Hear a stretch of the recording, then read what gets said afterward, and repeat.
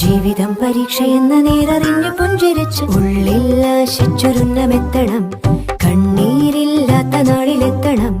പൂജ്യത്തിൽ നിന്നു മുന്നിലെത്തുവാൻ ഇത്രയും നേരമോ ഇത്രയും ദൂരമോ? ഉള്ളിൽ ആശിച്ചൊരുന്നമെത്തണം.